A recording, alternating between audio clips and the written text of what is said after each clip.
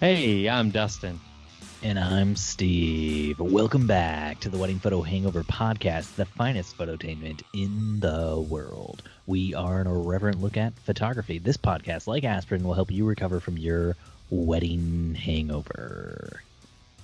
Dustin, Steven. how are you doing? I'm good, man. I feel like it's been a while since we've talked. It has been a while since we talked.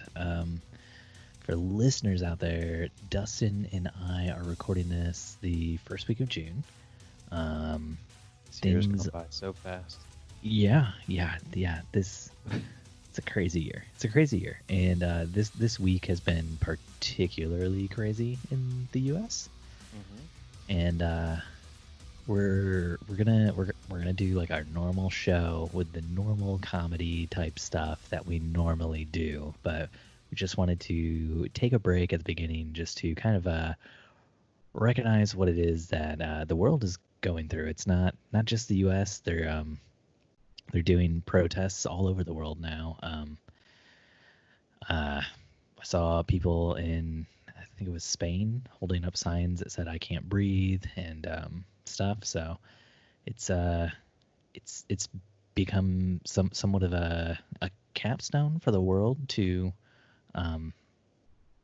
talk about racism. And a lot of times in the U.S. we are very U.S. centric, and we think like what's happening here is necessarily a very important thing. Like the whole world would know about it, and that's usually not true. But it really does seem like the rest of the world has caught on to what's going on here, and it seems like from what I can see, like most of the rest of the world is really supporting the movement here, the Black Lives Matters movement, and like the other movements associated with equal rights. And so that has been a super cool thing to see around the world.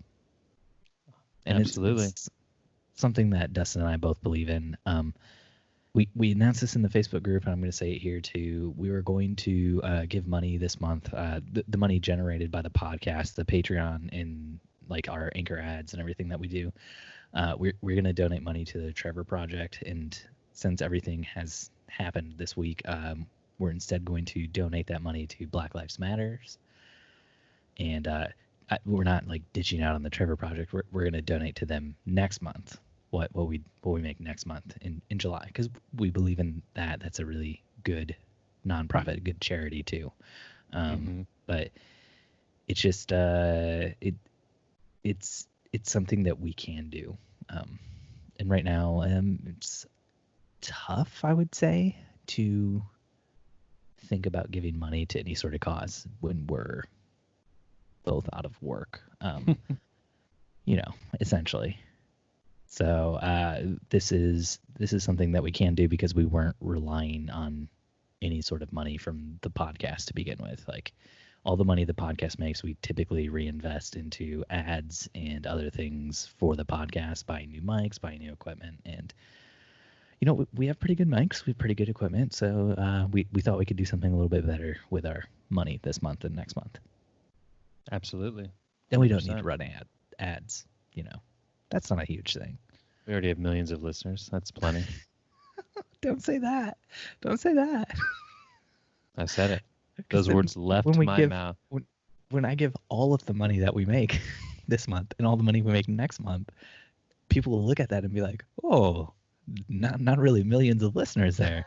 Maybe more like 1,000 listeners, or a little over 1,000, or even less, less." What that means is tell your friends, tell your family. Goal is to hit 1 million listens so we can really write a big fatty check this month. That would be cool. I would like to, yeah. I'll even sweeten the pot. I will match whatever our podcast generates. Nice. Awesome. We're going to be the Patreon. Patreon takes like a 5% cut of all money that it processes, and Jen and I were already planning to match the 5% cut. So if you give money to the Patreon, you don't have to like worry like, oh, 5% of my money is going to disappear into Patreon. That won't necessarily go to this stuff, Jen and I will match that. And now Dustin's very generously offering to match. Yeah. So that's but wow. I'm matching without knowing at all what this podcast generates on a monthly basis too. So yeah, no, I would cap that if I were you, bud. I would cap that. See, before I was just like, let's just make as much money as we can and give that. And now that I know this, it's like, now I'm going to start taking out ads and saying, take Dustin's money. That's fine. Yeah. So you sure you don't want to walk that back? Nope. Just in case. Like, nope. All right. Yeah. I'm going to start contacting sponsors, see how many of them are willing to just donate $5,000 to run an ad this month. There you go. Go for it. That would be awesome if we could make that happen. That would be super awesome. But yeah, no, it's just something we can do and something we wanted to do because we both feel pretty passionately about both of these things.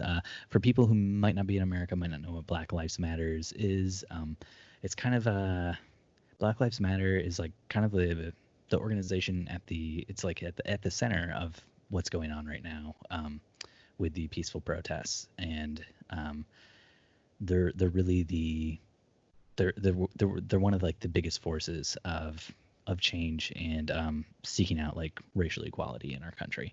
And I think there are like chapters now in other countries. I'm not 100% certain on that, but I think I saw like there was like a Black Lives Matters movement in the UK as well and stuff. So it's a really cool thing.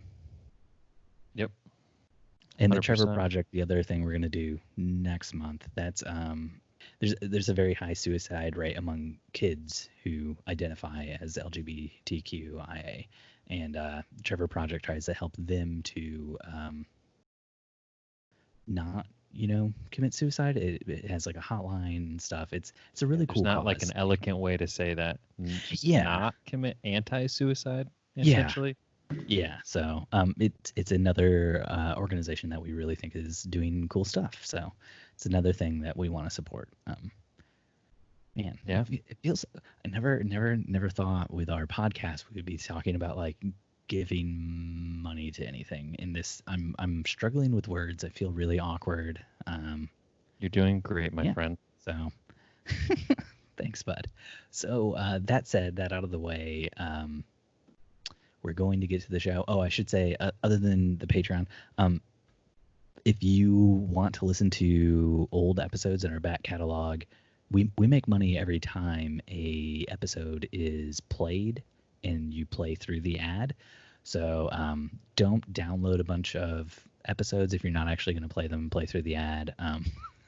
Because that doesn't help. It only actually helps if you're listening to old episodes, listening to ads. So if you wanted to take part in like helping out, but you can't like donate money to the Patreon, but if you wanted to like help out through like what we're doing with the podcast, like listening to old episodes is a great way. If there's like some you missed but we're interested in, that would really help out.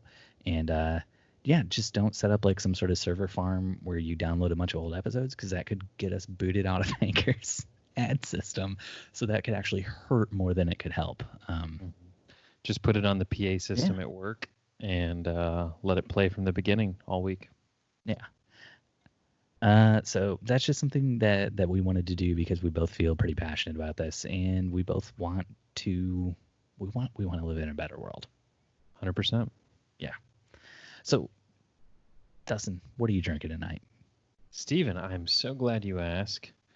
I've been saving this beer just for you. I've drank this before on the podcast, but it is one of my favorite beers. It is called Puppy Slumber Party. Is that peanut butter one from Metazoa? Yes, it is. Very well, very good. It is Metazoa Brewing Company peanut butter stout. So good. So good. I was a little disappointed today because there's a new milkshake place in town that just opened right before the coronavirus, and I wanted to go and like support them today. And it's a weird place. It's like somebody had this idea for a milkshake parlor, but they really were like, it's like more of like a health, you've been like a Smoothie King before. Mm-hmm. So it's like you bought me smoothies. Yeah, I'm addicted to Smoothie King, but so it's same concept as that, but it's like this guy's like a former bodybuilder. So these are like protein milkshakes. And he didn't consult with like any branding experts or marketing people before like establishing this concept. And so it feels like you're walking into like a Hard Rock meets tattoo parlor kind of vibe, which is exactly what you want when you want to get like a protein infused milkshake.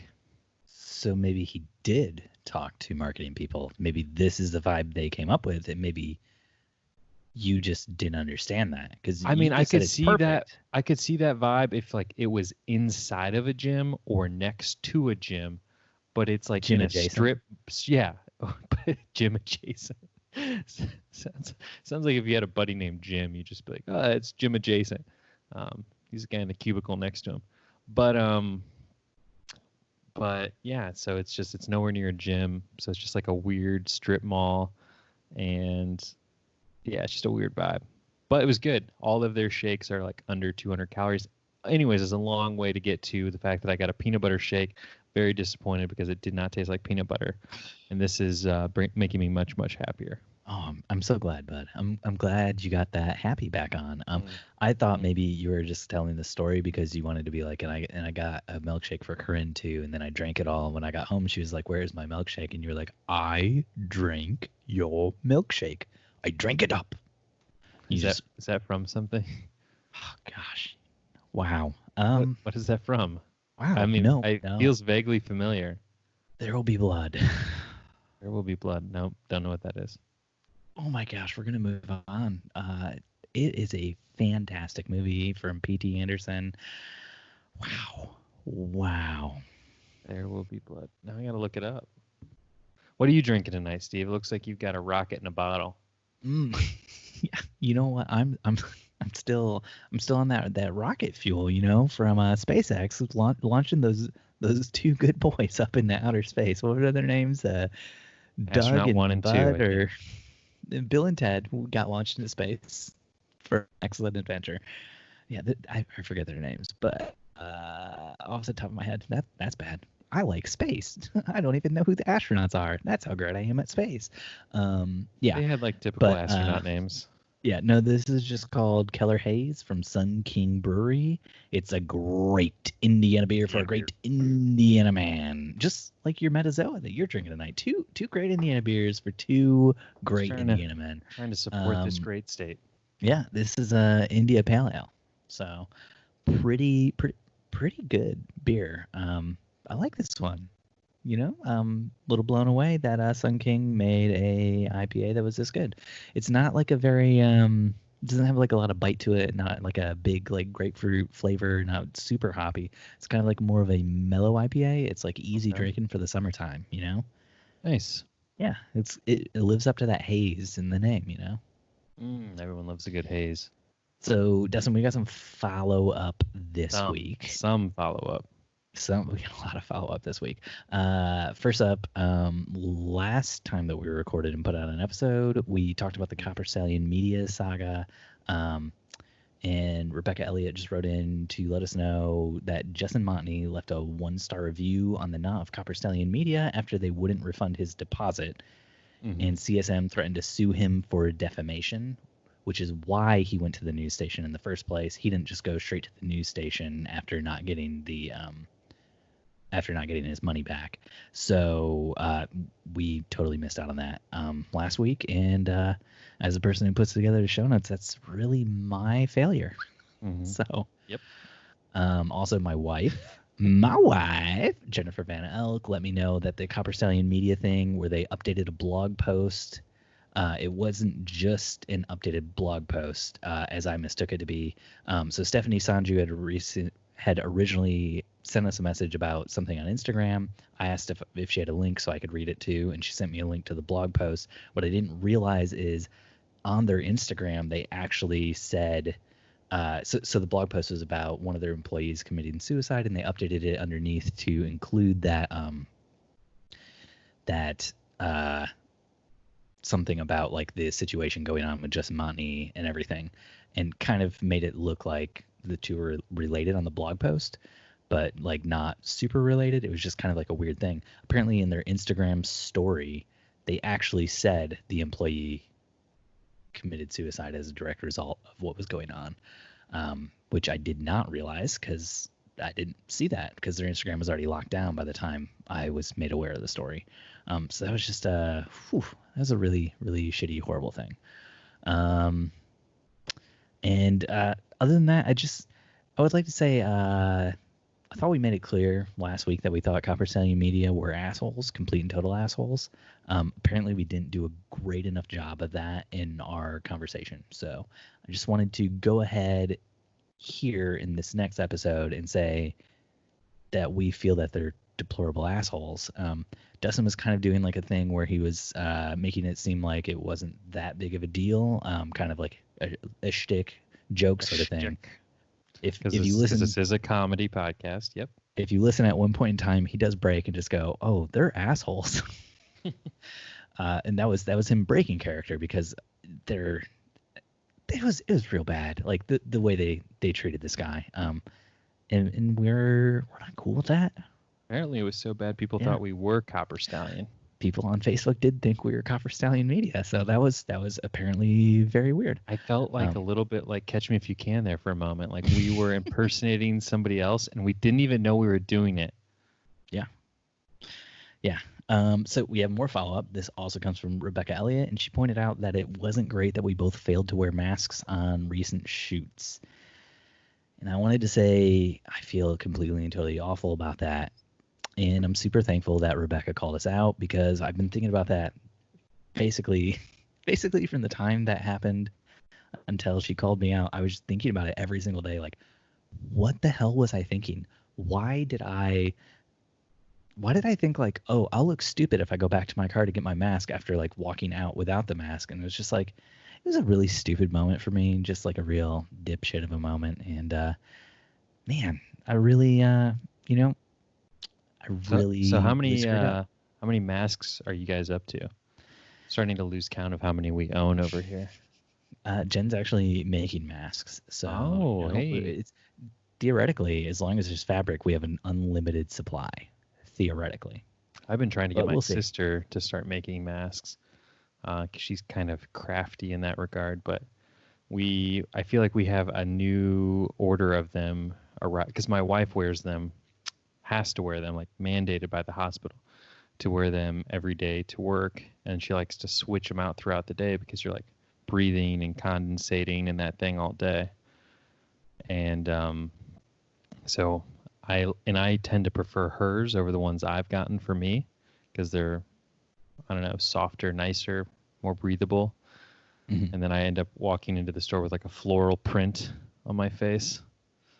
And it's a real good look for me. Real good look for me. I love it. Yeah, no, dude. I wear floral ties all the time. Like the floral print is a great look. And that's what I thought. I thought, you know what? I rock a floral tie to weddings a lot of times.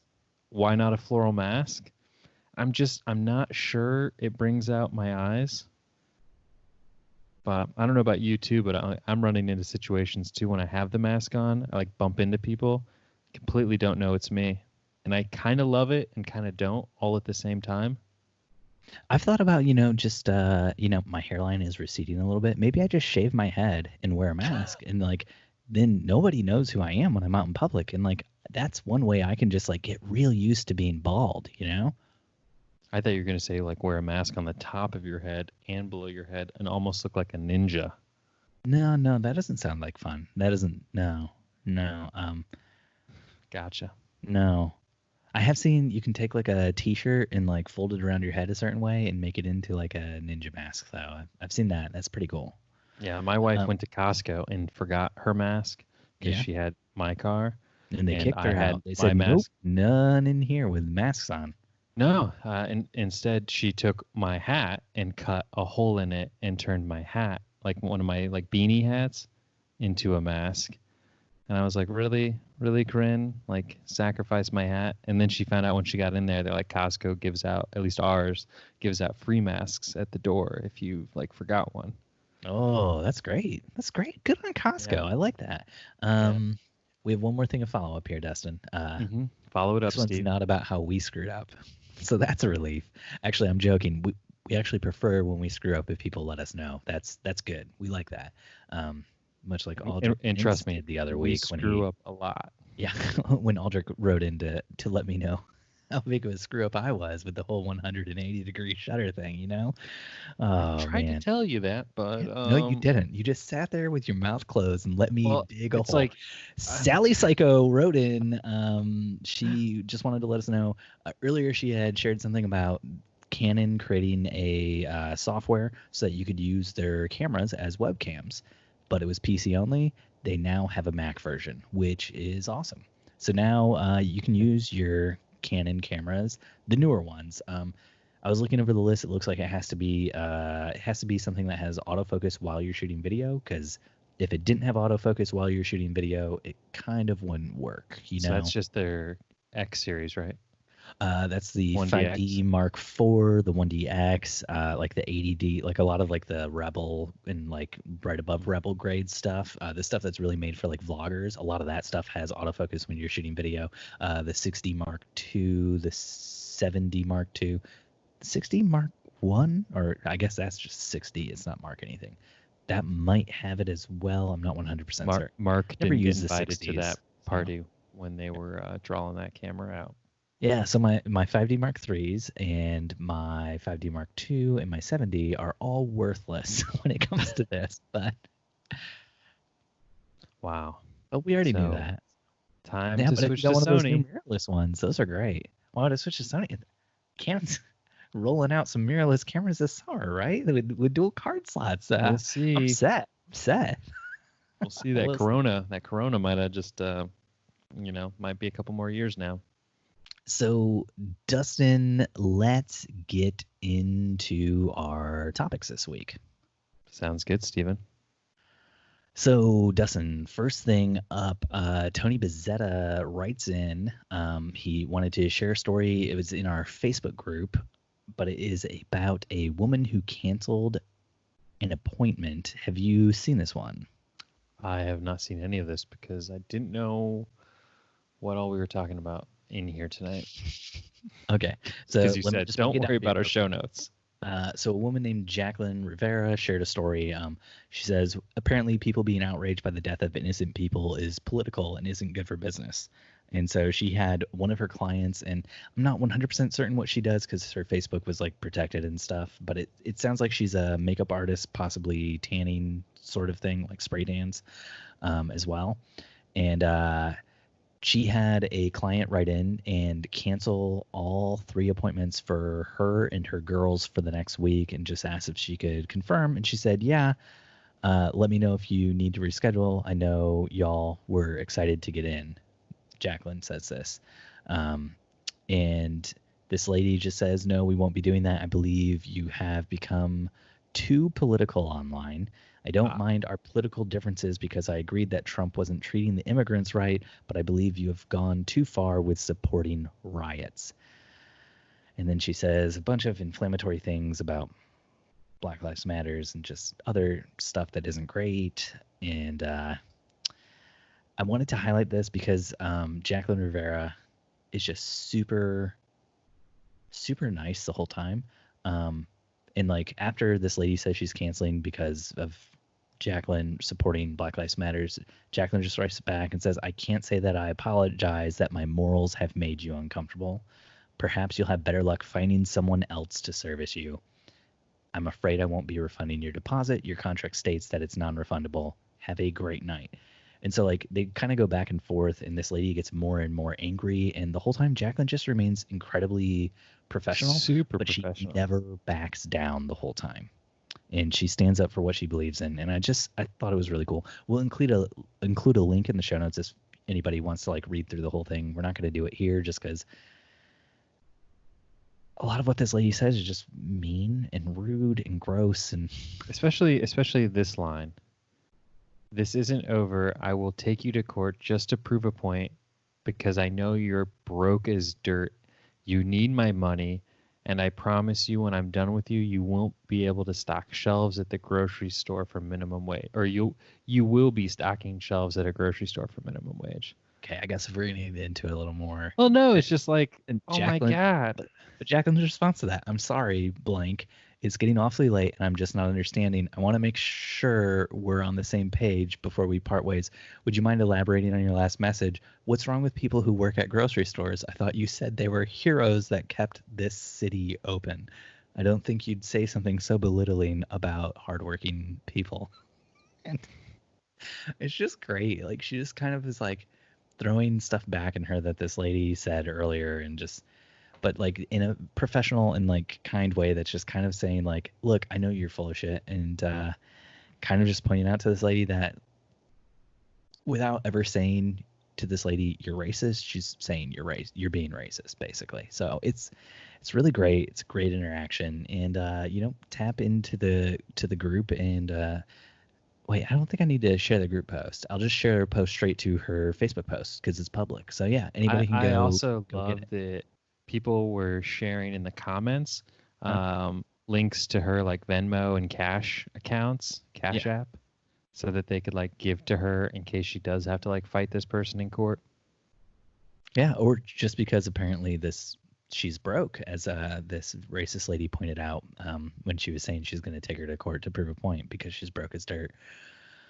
So it's a very weird thing where it's like coronavirus has caused a lot of businesses to already be financially not great, and then like this lady is kind of saying like, I'm going to use the fact that coronavirus is ravaging your business as leverage in like this thing because I disagree with you about whether or not people should be treated like human beings. And I mean, this isn't something, I mean, like I've personally experienced this too. Like this is a really interesting time of leveraging small businesses. Like the wedding I'm shooting tomorrow, like the groom, this is a wedding we booked like 2 weeks ago, and the groom posted out there in the social webs that he was like looking for a videographer. It was last minute. It just thought it would be cool to have a wedding video. Wait, somebody posted on Facebook? Yeah. And you responded and they hired you. Yep. I've literally never heard of that happening. Literally, I didn't expect it to happen because normally when it's that situation, they're like looking for an uncle, Anjabob to film it. And so I sent him, our website, and I just said, hey, let me know if this is something you'd be interested in. And there's like tons of other, comments on his post as well. And he called me, and he's like, out of all the people that posted, your videos really are exactly what I'm looking for. And I said, perfect, here are our prices. And he's like, so I know most people are really open right now due to the coronavirus. And I was curious if, maybe you'd be willing to work out some sort of a deal. Because that's what some of the other people had mentioned. Jeez. And I'm waiting to see more of that, like more wedding vendors being preyed on. And I said, no, sorry, man, this is our price. I can take things out of the package, but I'm not just going to blatantly say just because I'm not doing any work right now, just because I'm not thirsty enough.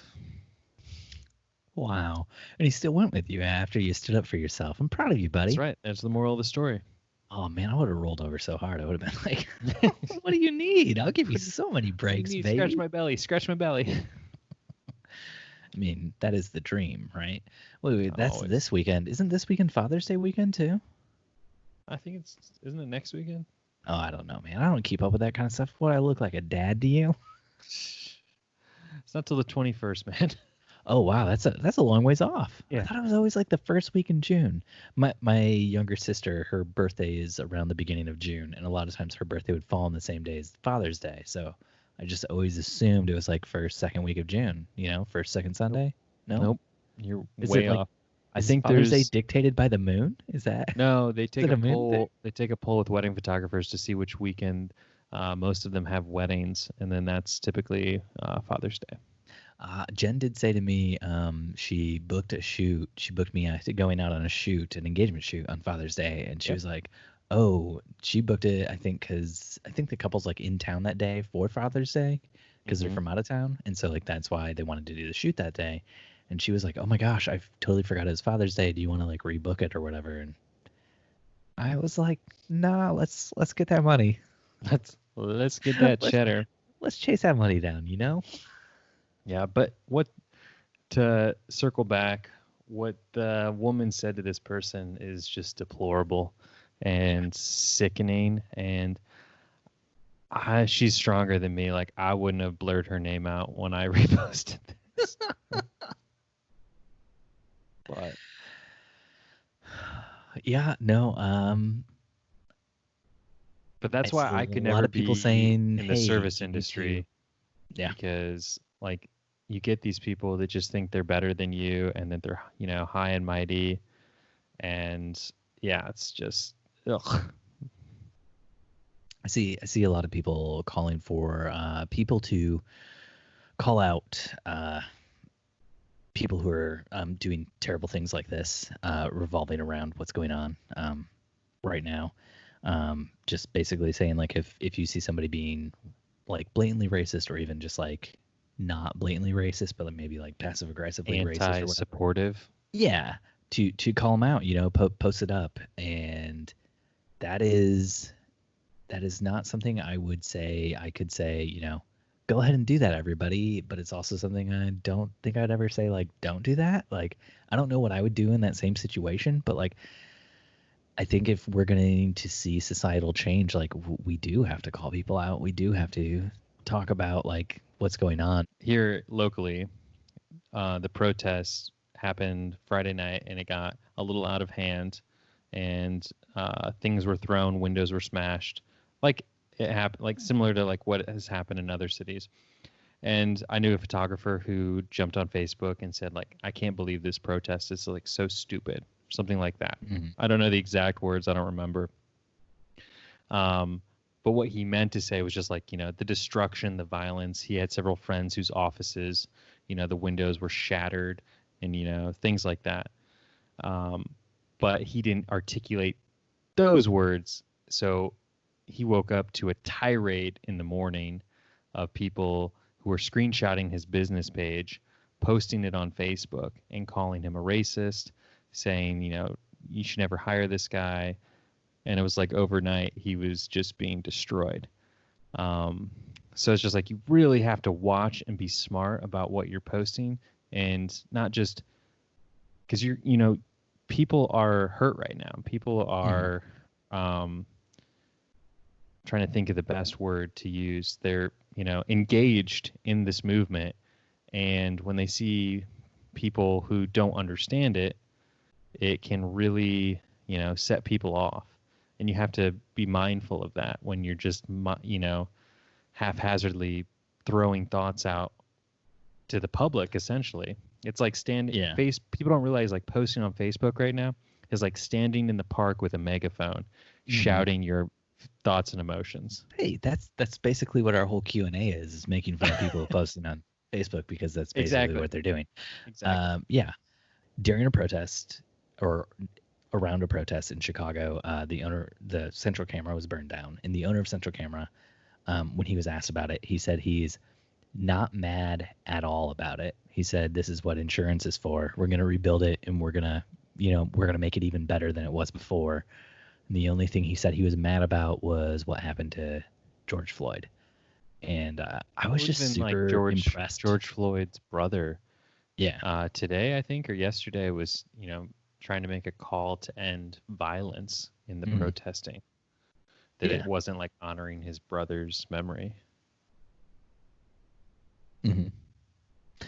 So it's been an interesting thing, but I wanted to highlight the Central Camera story just because, like, that is an incredibly, like, calm perspective to have. Oh yeah, like, I'm not mad about this because, like, I'm mad about what happened to George Floyd, basically. And like, these people who vandalized my store, who burned it, like, they're just expressing, like, their rage with what's gone on in our country. And man, it was a good story to read about. And it was just shared on Facebook. Somebody just shared the story, and one of the things they pointed out was the owner of Central Camera. He was mostly just mad that he ran out of film, so he couldn't photograph his store burning down. Typical. It was just like, man, I just I really, really loved reading about that story. So that's when you want to say, that's why they have digital. Yeah. So I think we're gonna move away from stories about this kind of stuff right now and try to get into some more typical sort of stories Wedding that we photo have. hangover. Yeah. Back on track with Steve and Dustin. It's our sister podcast. Yeah. So, I wanted to talk a little bit about Dustin. Did you watch this video Dan Mace put out? It's for a new series he's doing in conjunction with Squarespace on his YouTube channel called BS, which he says can stand for bullshit or both sides. And he's investigating people who claim to be able to sell you like educational things, which will help you to become a millionaire in 90 days or whatever, you know. So investigating people who are selling educational courses with the pretense that you're going to get super rich if you do their course. So what Steve is about to tell you guys is he is now selling an educational course that will get you podcast rich in 90 days. That's called BS with Steve and Dustin. The best course. Yeah, we're just cashing in on what Dan Mace already started here, but completely perverting it and just going for that money, and not doing anything good. If you haven't had a chance to watch it, you should watch it though. So he does like interviews with a guy who's like selling educational courses, and then he also has like an interview with a guy who's like been investigating some of the educational courses and looking at what they do. And like the guy who's like investigating some of the stuff is talking about how like there are private Facebook groups where people get together and they're like, hey, this is what I need you to do. I need you to sign up for my course, pay the money for it through PayPal or whatever, and then I'll refund the money back to you. That way I can make it look like I got a bunch of signups and I have a bunch of money. And then saying other things like, a lot of like those like ads, they'll be like, this is my mansion. This is where I live because of what I've done with my, business. I'm making money and not working. You could be too. It's called passive income, douchebags. Get on it. I just imagine they say douchebags, That's just what I imagine people talk like. And he's like, yeah, no, he's just talking about how most of the time when you see like somebody in a mansion for one of those things, it's like an Airbnb or something that they rented or crowdsourced for the day.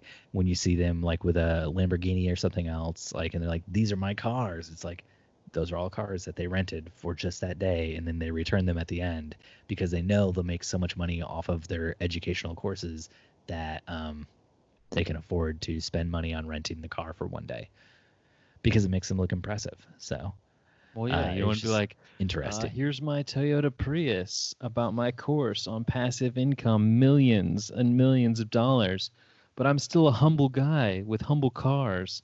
Toyota Prius? What are you talking about? Here's my 1988 in the garage. It's from 2009. Here's my Toyota Sienna from 98 that I still use to take my family to Chuck E. Cheese. Chuck E. Cheese?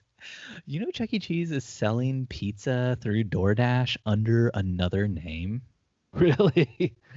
That's almost like conspiracy theory level shit right there. So I learned about this while listening to the LOLJK podcast my friend Kyle does. And they were talking about how there's like this new thing where restaurants are selling like Applebee's, Chuck E. Cheese, other places. They're selling their food on apps like DoorDash under fake names that make them sound local or are more authentic. Applebee's is selling wings through a I do like Applebee's wings. I think their DoorDash is called like their company on DoorDash is called like American Wings or something like that. And there's like suddenly like in 1 week it went from there being 0 American wings in the United States to 700 American wings. It's a fast growing population. I think but on one hand they're probably Chuck E. Cheese is called like Pasquale's Pizza or something. Okay, that one's more funny. But like I could see Applebee's like the confusion being that they like, okay, wings are probably one of their highest grossing menu items because, the margins are probably really high on that. And it's something that's easy for them to batch make. So they're like, okay, let's just try to capitalize on people wanting wings and not getting confused. People who love America. Yeah, exactly. And not getting confused with, well, I want that chicken fajita wrap and wings. Well, they so wait, is it different price points too? So here's the thing, like they're claiming to use better ingredients for these different menu items that they're selling. I can see They're Chuck E. Cheese claiming would have that to because their that pizza's like garbage. they're claiming that like they're using the same kitchen space as the Applebee's, but it's completely separate. The like making the food and stuff.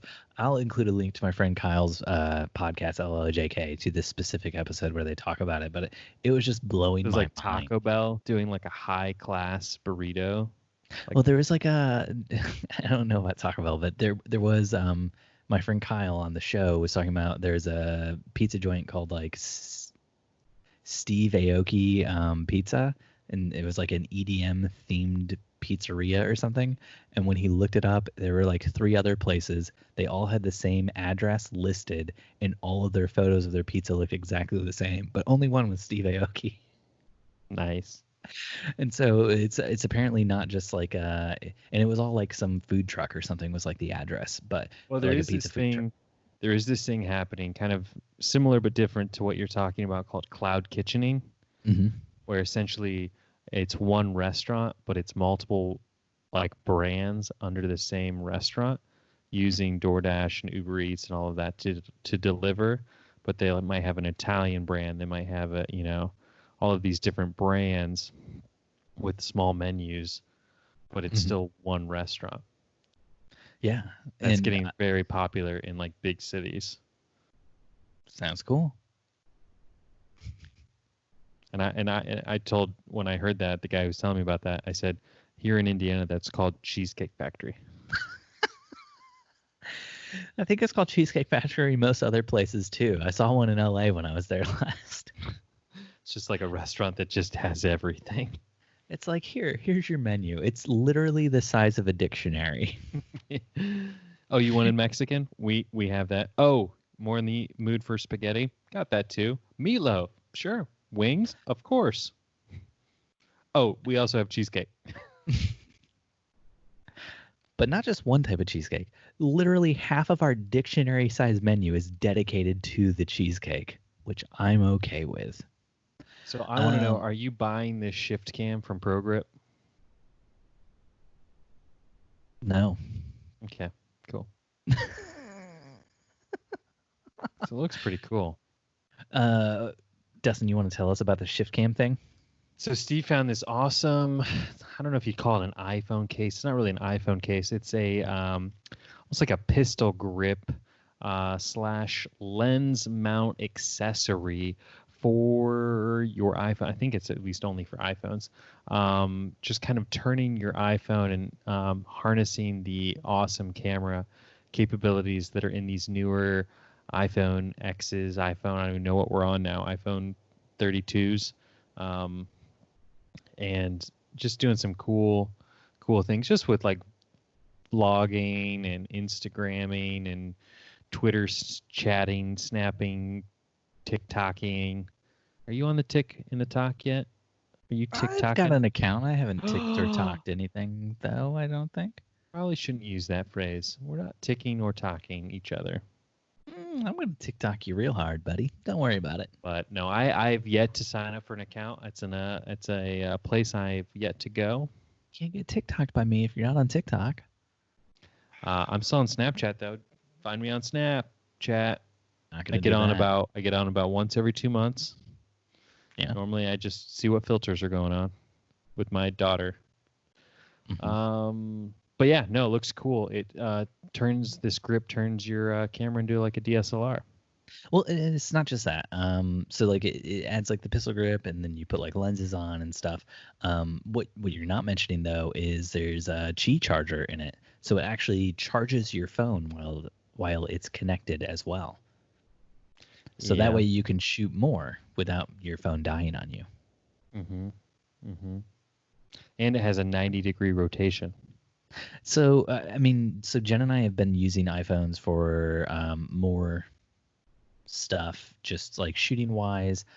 We did like Jen shot at a wedding last year with an iPhone. We've done a few like product shoots for some stuff for our blog with iPhones, just trying to get like a better feel for like how like influencers and people who are using these for like their day-to-day like like business that they run off their Instagram, how they're using it and stuff, and trying to see how that could possibly fit into like our workflow and how we do things. And one of the things I've thought the whole time was it really sucks to try to use the iPhone all day because it doesn't have like a grip on it like you have with a DSLR. So like every time you want to take like a photo, you're either like hitting the button, like the volume button to make the shutter click, or you're like tapping the screen. And it would be a lot easier if you could hold it up like a camera and, you know, hit the thing. So that's why the shift cam thing like stuck out to me when I saw ads for it on Instagram and Facebook. And that's why I eventually put it into our show notes so that we could talk about it. And so I haven't played around with it because I don't have one, but it looked very interesting to me. Yeah, this is actually not even on Kickstarter yet. This is like a pre-Kickstarter item. Mm-hmm. So we'll see. We'll see if it makes it into production. I'm sure, like most photography gimmicky things, it will. So Dustin, with all the gimmicky things, that is right. With all the stuff that's been going on with coronavirus and not being able to have as many people at your weddings as you would like, a lot of people are turning to live streaming. So I wanted to talk to you about the story. Some wedding photographers said they could live stream a wedding for one of their clients. The client said, we can't do it on Facebook because some of our guests might not have, you know, Facebook accounts. So we need to do it somewhere else. So they're trying to do it on YouTube. Okay. Go on. Dustin, they say they need 1,000 subs to live stream on YouTube. 1,000 subs, like submissives? Yeah, that's exactly it. They need 1,000 people to be submissive to them while they dom them. So that is a thing I'm pretty certain on YouTube where you can't live stream until you have 1,000 subscribers. Subscribers, yeah. No, I'm not up on the YouTube shorthands. The thing to me that was crazy though was they could use Twitch, which would be a completely public thing, and you don't have to have 1,000 subs. They could do it on Facebook and do it live on Facebook, but yet, like as a public live stream on Facebook, you know, there are different like services that they could use. They don't have to use YouTube, but they said they had to use YouTube, and then they went to a news site to say that, oh, we want to do this, but we can't because we don't have 1,000 subs. So a news story was made, and to me, it just sounds like the most ridiculous way to go about trying to get 1,000 subscribers on your YouTube. Like, but it works. We wish we could get this. We wish we could live stream this wedding for this sweet couple, but gotta get those 1,000 subs. There's no other way to do it in the entire. I hope they didn't say subs in the news article. I hope they did, man. I hope they did. You know, get with it. Get with the lingo on YouTube. Yeah, apparently. Yeah. So the news article has a thing at the bottom that lets you subscribe to their YouTube, and they are now at 1.13 thousand subscribers. So they made it. Boom. So Stephen and I will live stream a wedding for free to the first person who is 1,000 subscriber on our YouTube channel. Yeah. So their YouTube channel they live streamed the wedding already. It already happened. Nathan and Elena's ceremony. It's 36 minutes long. And how many views do you think it got? 2, 3, 99. 1,130 subscribers, give or take. Not a single one cares. Yeah. And they had 3.7 thousand views on their initial YouTube post saying, we need your help to get subscribers so we can live stream this wedding. 3.7 thousand views on that, but only 99 on the actual wedding. Wow. And again, I'm just like, you could have done a public Facebook post that was live streaming. You could have gone to Twitch. It just seems very weird. I'm interested to see what they do next. Are they going to try to turn the corner? Because a big thing with YouTube is you need 1,000 subscribers before you can run ads on your YouTube. Now, it's not just 1,000 subscribers. You also need so many watch hours per month. So if like every 30 days you're not, nope, nowhere near. We have like 33 subscribers on our YouTube. Go to the Wedding Photo Hangover. We're going to live stream for a couple. And if you don't get there, we're not going to be able to do it. So But man, it was just, I just wanted to bring that up with you. Dustin, would you ever run I want to say scam like that? Because it feels like a scam. Who are you talking to right now, Steven? Who are you talking to right now? No, So I that's mean, a yes. It did almost have a moment of weakness, but my heart persevered. We shot a wedding a few weeks ago, and in the 11th hour, so this bride originally had video in her package, and then canceled the video portion of her package, and which I'd never had that before, and I didn't, I just, out of the kindness of my heart for what's going on, I just applied the deposit she had for video towards her photo package. I wasn't gonna like hold her to that with all the craziness. But then, so she canceled video. I tried desperately to talk her into it because I think more so now than ever, video and photo is so important at these weddings. And I think brides are thinking like, oh, I'm slimming my wedding down. It's not my dream wedding. There's no need to have good photos and good video. I think the opposite. It's more important than ever to have these moments captured, these memories captured, so that you can share them with the people who couldn't come because you have limited guest counts and limited numbers, or just like elderly guests and at-risk guests that can't come. I mean, my only wedding in June, they bumped up their package for that exact reason, because they're going to have less guests. So it was more important that they have great photos and great video coverage. So exactly. And so she went the opposite and didn't want to do video. To say, I am live streaming that. I could use 1,000 subs. Damn. I should have brought that up earlier. 1,000 subs on YouTube. That's Jennifer Van Oak Photography on YouTube. And so we weren't doing video, but I still just went like overboard on my like Instagram stories, like videos. Yeah. Shooting them vertical. And the next day she messages me asking if I would send her all the videos we shot for our Instagram stories. Because she like wished they had video. Man. And you said the price for that. And that's where I was like, I sat and I dwelled for a while, and I wanted to be like, oh yeah, we actually package our Instagram stories video clips for an additional $3.99. But no, I just ended up just giving them to her. But there was that moment where I was like, see, I told you should have done video. And now, but I didn't. I just said, oh yeah, absolutely. Here they are. But so if you're a photographer out there and you're listening, or a videographer for that matter, and you're listening, like, now's the time to, educate your couples on the importance of what we do, because more so than ever, memories are all we have. And with less and less people there to snap those iPhone photos and iPhone videos for them, we're all they got. Especially like my wedding this Saturday. Like, they can only have 30 people at the venue, and I'm part of that 30 people. So that means they can have, and like, that's a huge weight on my shoulders, I feel. Like, that means like somebody else couldn't come to their wedding because I'm there. So I have to, like, I plan on showing up and just like killing this wedding because they're, like some aunt or uncle or friend didn't get to come because I'm going to be there. Not to say I'm not important, because me, I'm very important.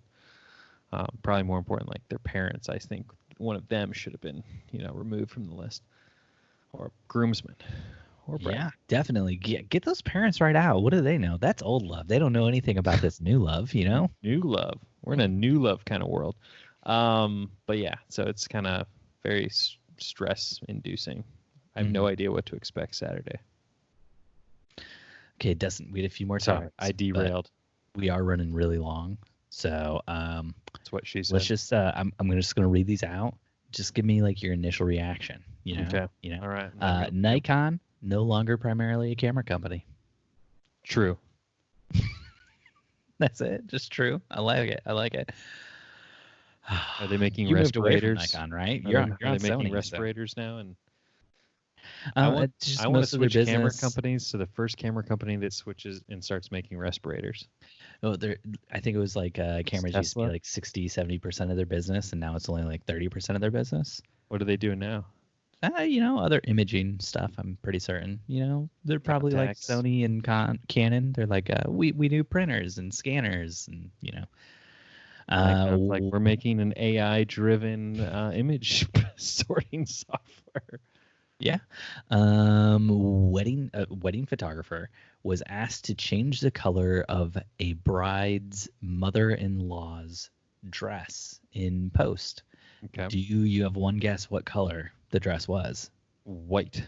And you're correct. What color do you think she changed the dress to? Black. No, it's like a red color. Black, that's like, oh, this is my son's funeral. Yep. Oh, and Dustin, guess what you'll never guess? A photographer captured Tacos. something amazing in Tacos. space. And no, it wasn't Tesla. SpaceX. It wasn't SpaceX. Sorry, I get those Musk companies all confused. It wasn't the Boring Company, Oh, get yourself a flamethrower. Yeah. So a photographer captured something super rare. Actually, it was the star exploding. It was the birth of a supernova. That's what I'm going to name my next child. So we'll put links to all Supernova. those if people want more info, but we're kind of running long already. So we're going to try to move on into the drone zone. Drone zone. Dustin, I struggled with this because this maybe should have been in follow-up. These next true. two stories, Dustin, last time we talked, you said you didn't understand why there weren't more drone deliveries happening, why drone companies weren't pushing for, less regulation on drone delivery during this coronavirus time. And so some stories for you here. Drone deliveries are now soaring, according to this article on The Guardian, in rural Scotland. But here in America, Zipline, which is a drone delivery company, just like a day after our episode went out, they started making drone deliveries in North Carolina. It's like they heard our episode. They were like, I think they're onto something here. in 24 hours, we can get this done. Before Steve and Dustin do it, we must do this. Take to the air. So, Dustin, another bit of great drone news. Mm-hmm. You've got a Mavic 2 Pro, don't you? That's what I'm told. Have you heard about this Mavic 2 Pro that was clock going 96 miles per hour? I have not. Was it mine? No, it was not yours.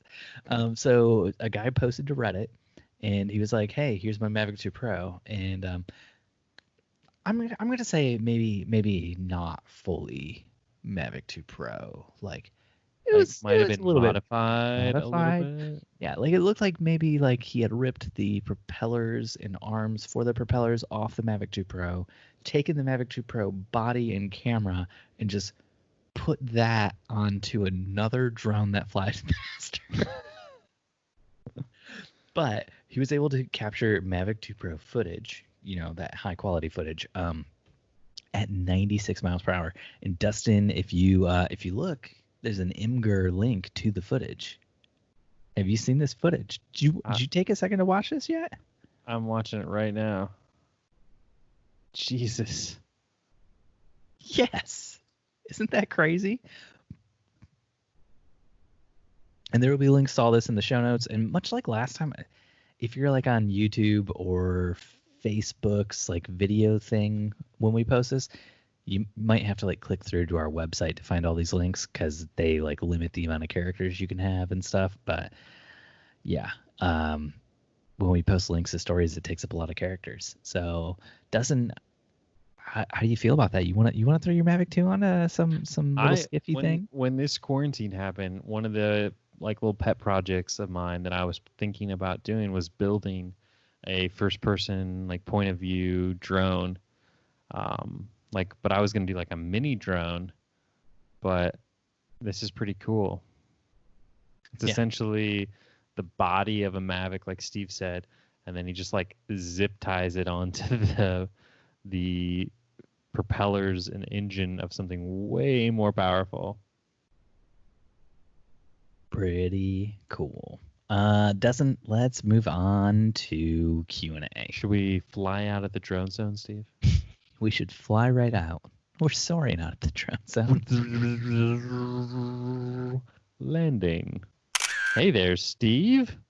Hey, we're back for some Q&A. If you're watching the video, you might notice I tried to wear the same clothes. I did change my undershirt, and I mistakenly put the wrong hat on. You did not try at all for any sort of semblance of I don't this like is still lies, the same Steve. recording session. I don't like lies or misrepresentation. I wanted the audience to know that there was a slight hiccup where a werewolf broke into my house, tried to attack me, destroyed my shirt, all my clothes, and I was forced to change. Yeah, and now we can never record on a full moon again. So that's right. Troubling development for the podcast as a whole. But that's, for the listeners out there, that is why you always keep a loaded silver bullet knife next to you when you're recording a podcast. A loaded silver bullet knife. Please walk me through how you load your silver bullet knife. Sort of like a stapler, but in knife form. So it's like a knife that has silver little BB bullets in it, and then it's got like a little injection button, kind of like a syringe. Mm-hmm. And then when the werewolf comes, you stab it like so, and then you inject the silver bullet BB venom into the BB venom. venom. So it's not just a BB; it's now also a venom as well. Absolutely, Stephen. Are the BBs maybe small enough that they float in a viscous venom-like serum that's loaded inside the knife, much as some knives might have like a poison loaded in them? 100%. Yeah. Are there maybe some wood particles? Some wood particles there. That stake in the heart, as some might say. Yeah. Are there maybe some wood particles in there too, in case a vampire attacks? No, I have a separate thing for that. A separate thing, just a wooden stake next to, or it's a wooden stake.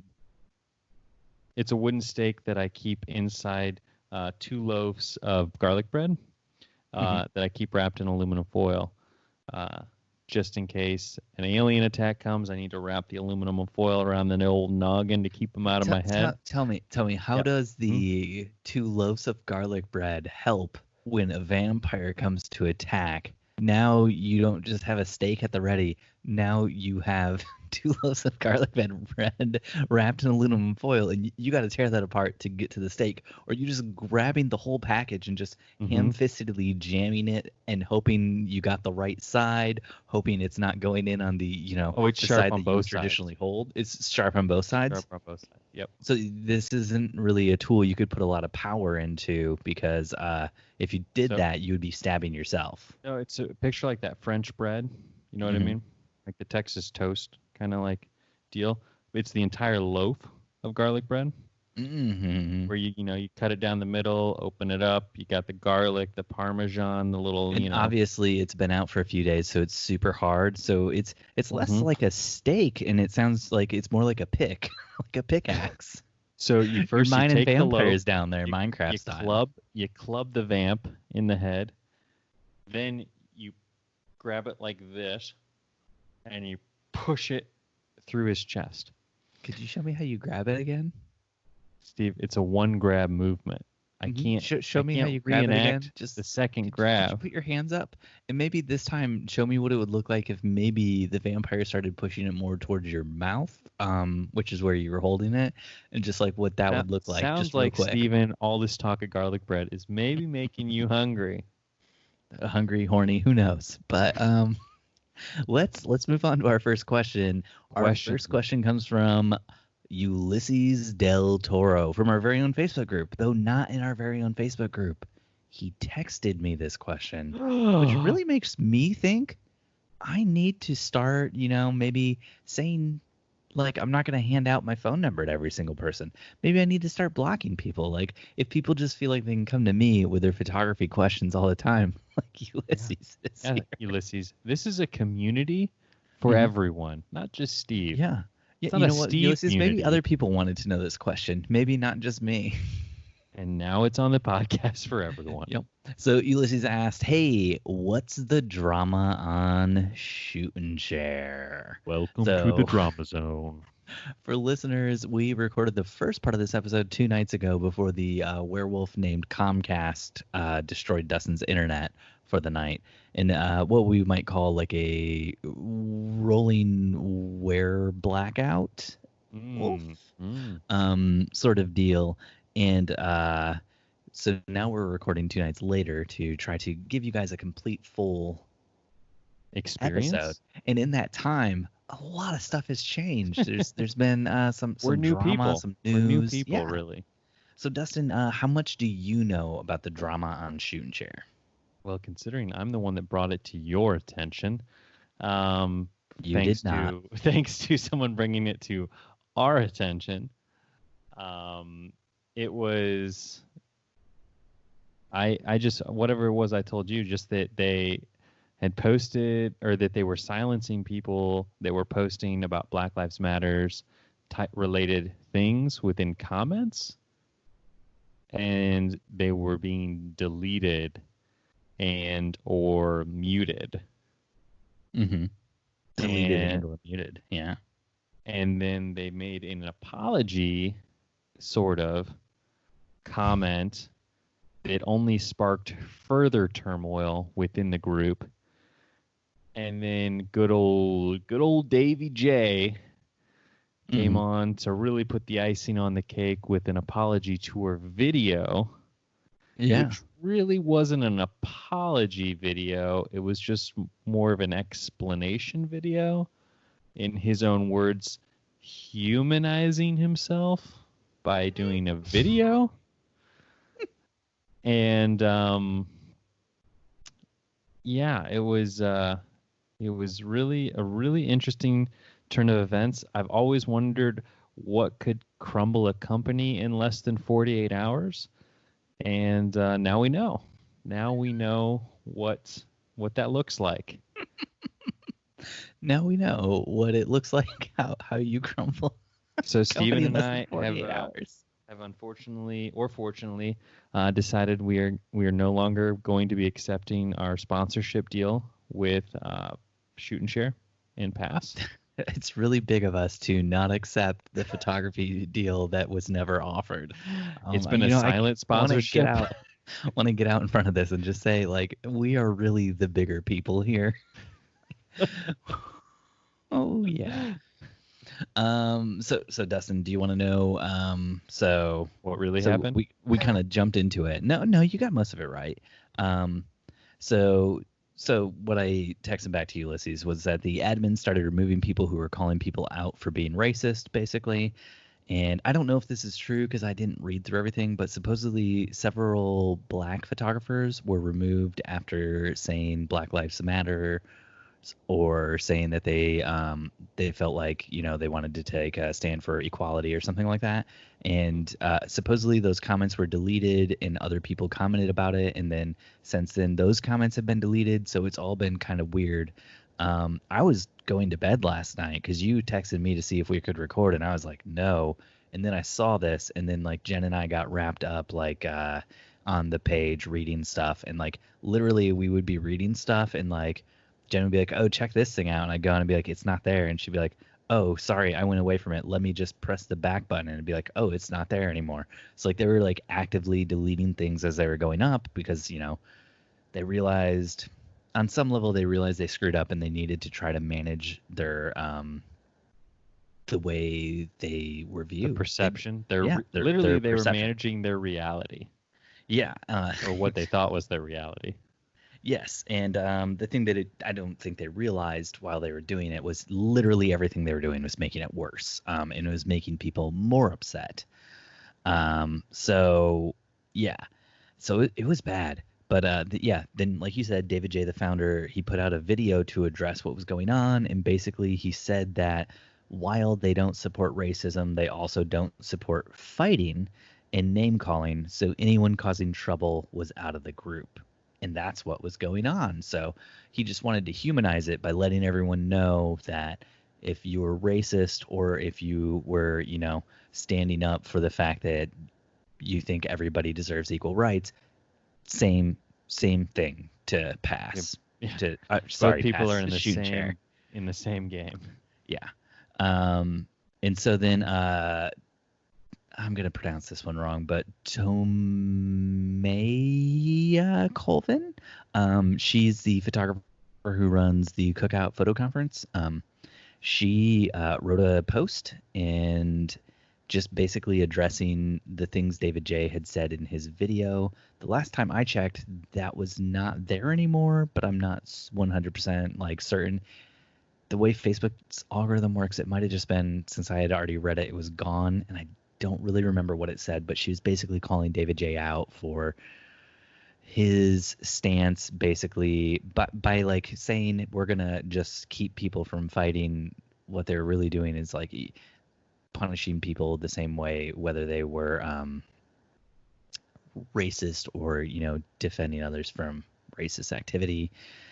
And I believe one person, I don't know if it was Colvin or somebody else, made the point that at no point in time did he ever say, like, he said racism's bad, and then spent the rest of the time just saying, like, but fighting is bad, and we don't feel that's a reflection of what God wants for us on this earth.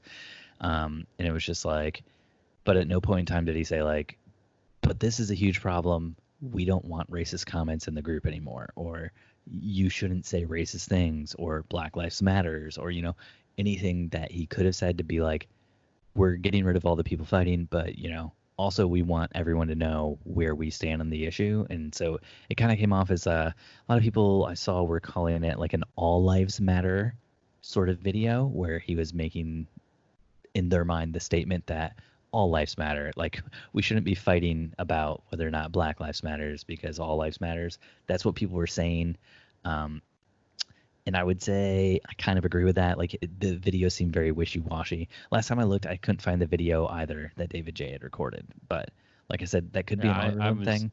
I'm sure that got taken down real quick when they were trying to do damage control. It's still up like 7 hours later when Jen and I were looking at it, because that's how long it was between when he posted it and when I became aware of the situation. But yeah, so people were pretty pissed, and at some point people were saying that Colvin had been kicked out of the group, and I don't know if that was true or not. Like, a lot of people supposedly got kicked out of the group. Last night there were 52,000 people in the group. Today, when people were checking, they said there were only 9,000 people in the group. So a lot of people just left. I checked, and there was way more than 9,000 in the group. Yeah, so it was like, if you check 51,000 when I looked. If you check, it says 51,000, whatever. But if you go in, like, click on members, apparently if you just click on members, it shows a very reduced amount of people. So yeah, that was weird, and it was all very, very bad.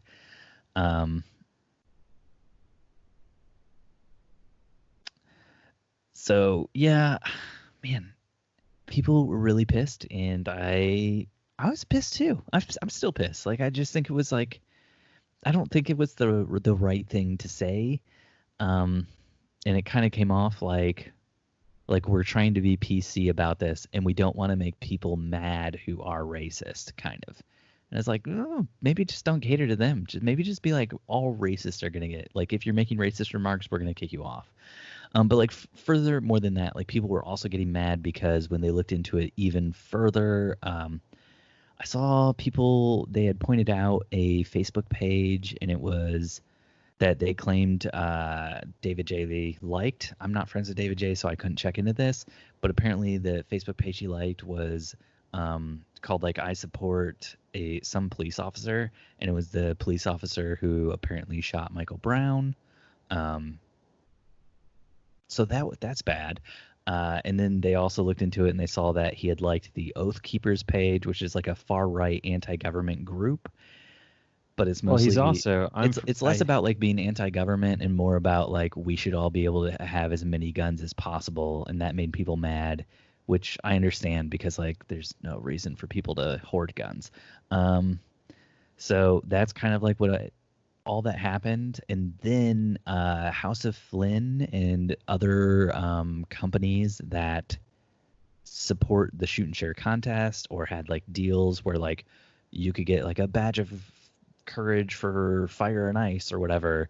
Like because they did a thing this year where like Facebook groups could integrate with the shoot and share contest, and then like you'd get like badges, and so it was like this big integration thing. So like House of Flynn and Fire and Ice and a bunch of other ones were participating in this. So like you got like special badges if you were part of the group and you entered photos into the shoot and share contest and stuff like that. And so a lot of those different groups all put out messages Sounds saying like Pokemon. we don't yes, 100%, dude. It was trying to make like the contest more fun for people, and like say like you're already involved in this photography group, so bring your whole photography group that you're involved with over here, and like we'll do like special things for you because of that.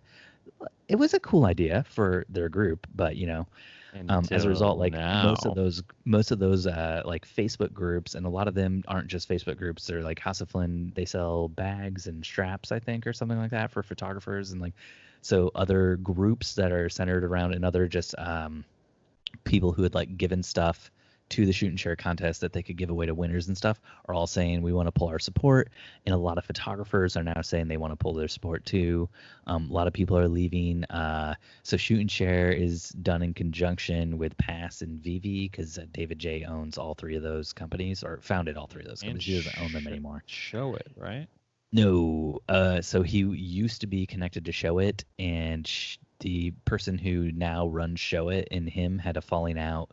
And at the time they had like Show It and Pass apparently together, and that guy took Show It because it was like his baby, I guess, and David J took Pass. So like David J is no longer connected to Show It at all. But yeah, no, David Mendoza, former guest on our podcast, used to be a designer who worked for David J designing templates for Show It for photographers to use back in the day, which was something we talked about when we had him on the episode. And that's before David Mendoza David was still and David J split ways. He was on our podcast after they had split ways, but he was designing for Show It before they had split ways. So shoot and share admins have since gone back and they've begun removing posts again. Jen was like in the group earlier today and just saw them removing posts. I'm pretty certain she left the group altogether eventually because it was like it's not worth it to keep on this stuff. Because we can't, as listeners. We have to stay a part of this group so we can get those sweet, ridiculous questions. Oh, no, yeah, no.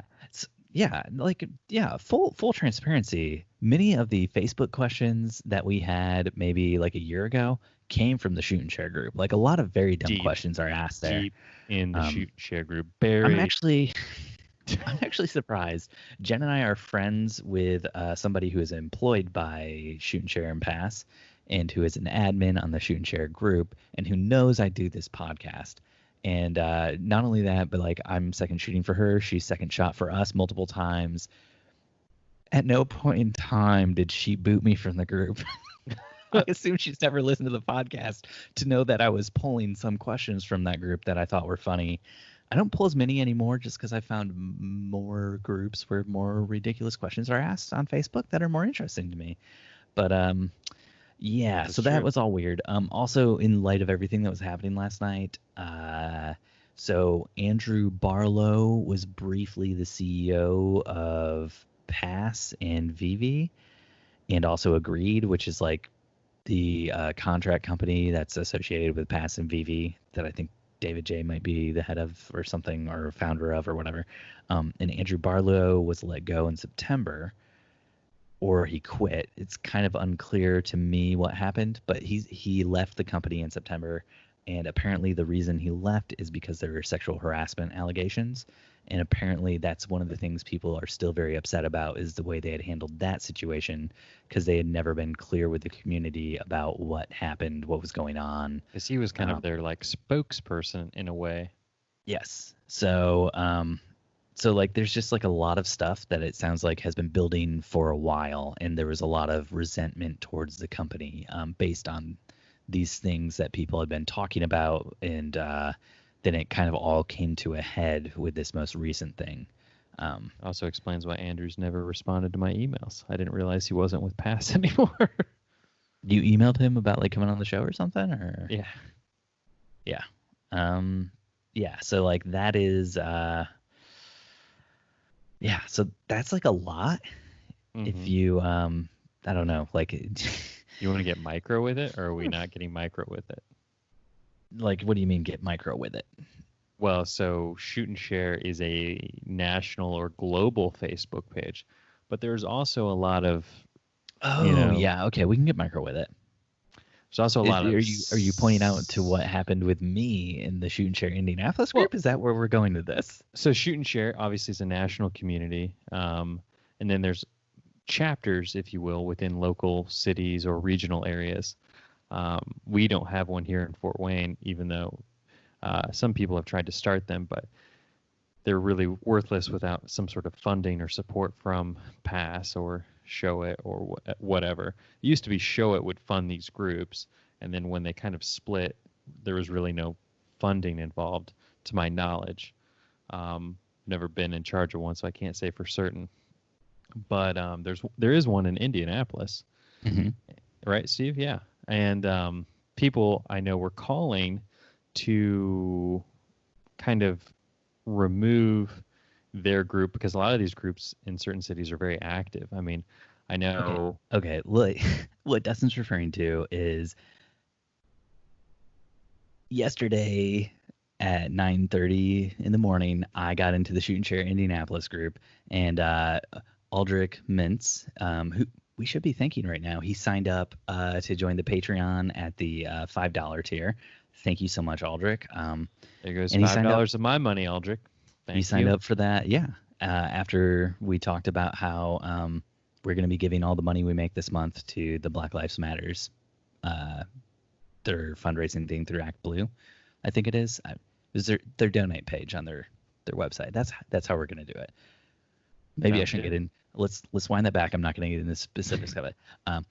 So Aldrich signed up for the Patreon after we posted in the group about how we're going to give all of our money that we make this month to Black Lives Matters, and all the money we make next month to the Trevor Project. So thank you so much, Aldrich, for signing up for that and for believing in those things. Really means a lot. Also, it really means a lot that like just checking like my Instagram feed.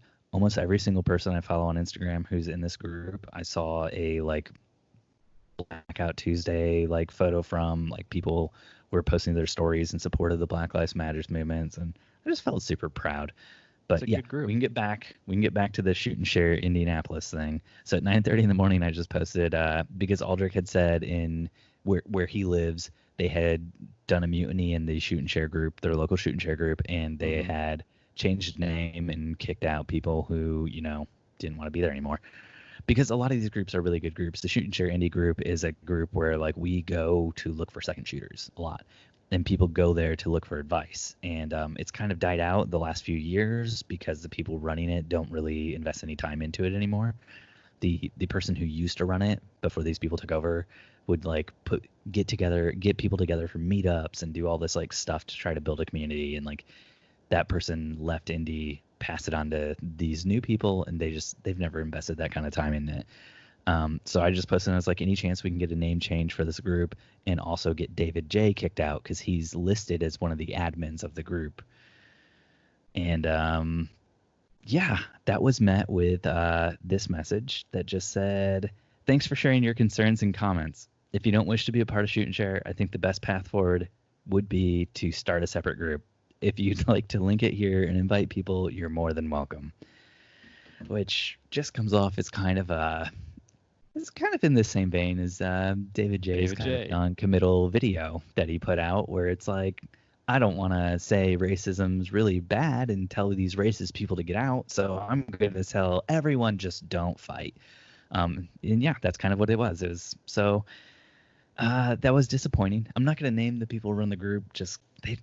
I haven't seen them post in the group except for like one time last year when one of them was doing like a flat lay workshop or something. And it was like, you've been running this group for like 5 years, and the only time I've ever seen you post is to say I'm doing an educational workshop that you can pay money to be a part of. And I was just like, that was kind of the point for me where I felt like I was done with the group. And yeah, so my wife Jen started a new group for Indianapolis photographers, just called the Indie Photographer Community, and it's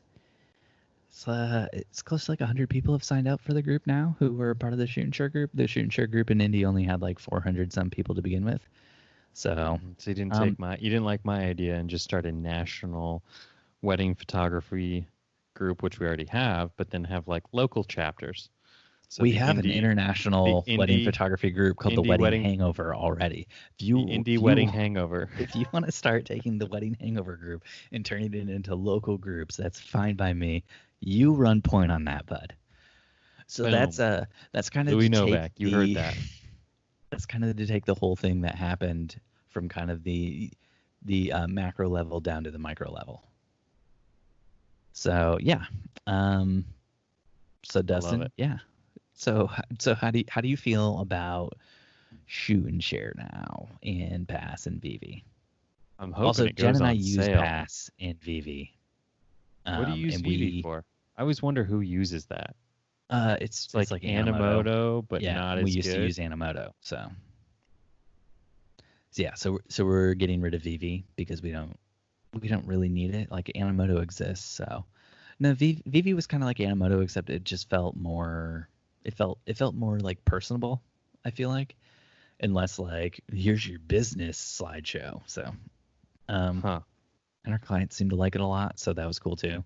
Like what we're using it for though. That's what I never understood. Like I Slideshows. never Basically just puts together slideshows and we'd send those out to our couples.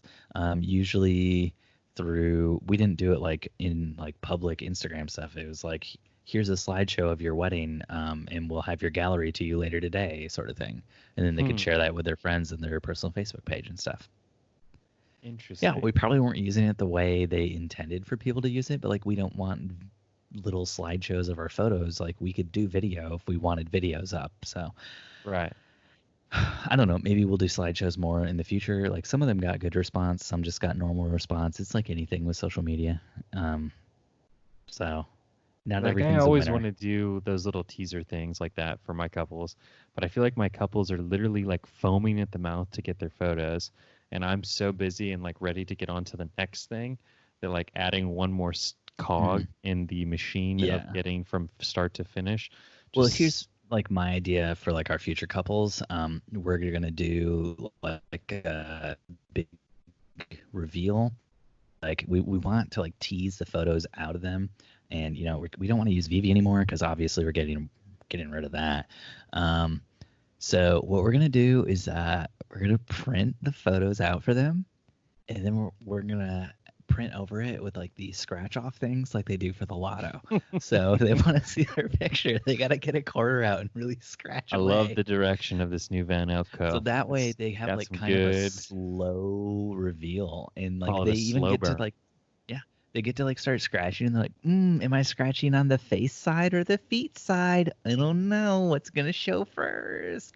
Maybe they start scratching in the middle and they're like, that was the crotch, that was a mistake. Or maybe it wasn't a mistake. I don't know. I don't want to kink shame any of our clients, Kink shame any of our clients.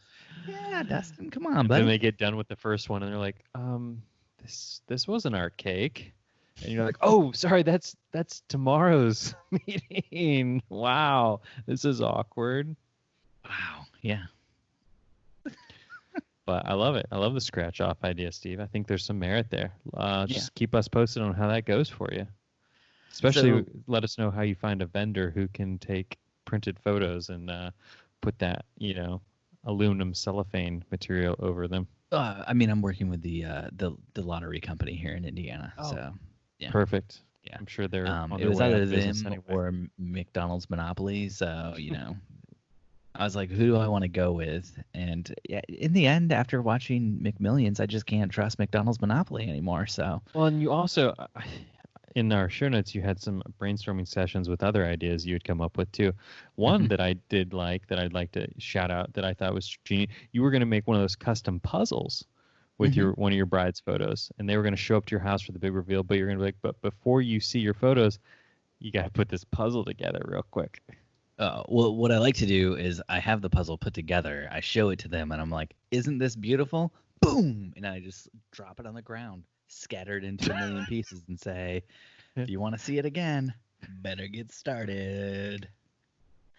At first, you're like, see, you guys are together like your marriage. And then, boom! This is what could happen to your marriage if you don't buy printed photos. Your marriage could fall apart. All of your photos will be printed onto puzzles. Don't worry about it. As a constant reminder that it could fall apart at any moment.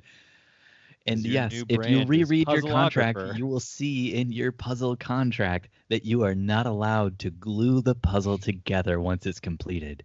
This needs to be something that can break to remind you of the fragility of life and The relationships. fragility. I love these $10 words tonight. hmm Ashley from Rand. Oh, did you want to talk more about shoot and share or any of that stuff? No, I'm Are good. you still in the shoot and share groups? Yeah, I like. Well, I mean, obviously this happened Friday. I've been at a wedding Okay, all time out, day. time out. That's an edit point. I'm gonna wind that back because before you said it, you said I like, and it sounded like you're gonna say I like shoot and share. So let's take that from the top. Are you still in these shoot and share groups? Yes, I am in all shoot and share groups because unlike some who jump from Titanic, I like to stay with the boat and Write see it how many down. people go down with it from a purely spectator standpoint. Dustin, you do realize you will go down with the boat if this happens. Yeah, that's something I'm willing to risk. You're just gonna Doctor Strange love that nuke right down to the ground. hmm Yeah. I want to see if Pass and Vivi get to a point where the ownership is forced out, and who knows, maybe Steven and I will have an opportunity to purchase the company. Yes. Yeah. We'll purchase it in the traditional sense.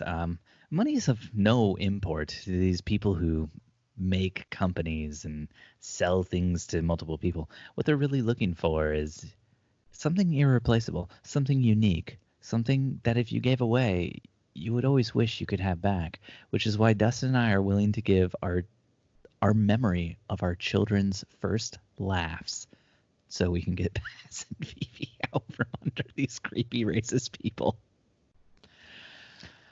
Yeah. You on board with that? Yeah. It's Yeah. it's a very interesting time right now. Yeah. We're gonna use that Harry Potter magic, and we're just gonna pull the memories right out, put them in a bowl, and I always Here you thought that was go. really gross. yeah, it was. In the books, I was like, kind of sounds cool. And then in the movie, I'm like, it's sort of like he's pulling snot from his ear. Yeah, it is. It's very gross. Spoiler alert. Spoiler Yeah. alert. So Ashley from a random Facebook group says a beer fell on my MacBook Pro. It stopped No. working, and I'm pretty sure I'll need a new one. How do y'all feel about the iPad Pro? I think I saw something about them here.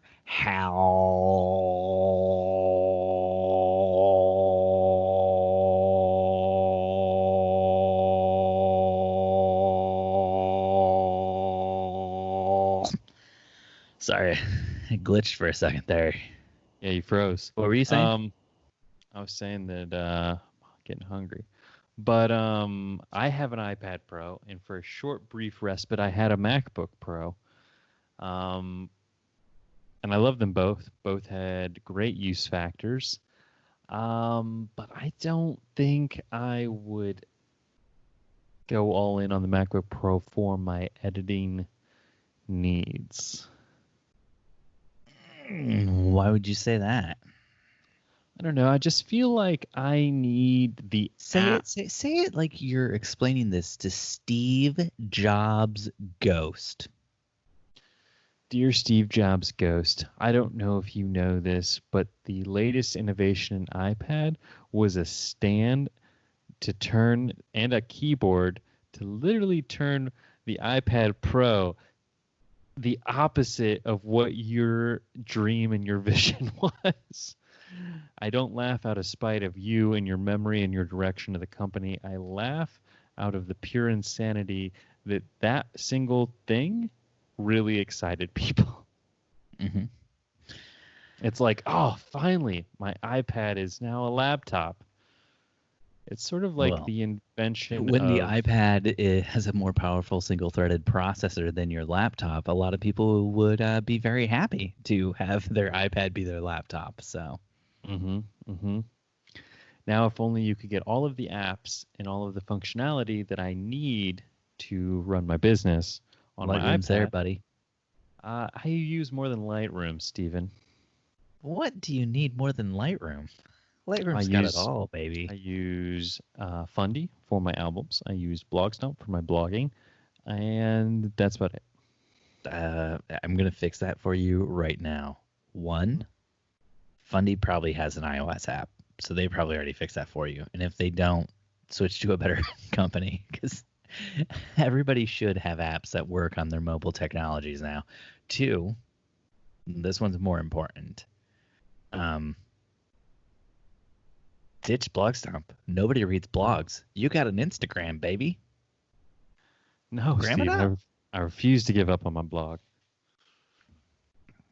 Gram it up. Gram it up. What do you blog with? I just said I blog with Blogstomp.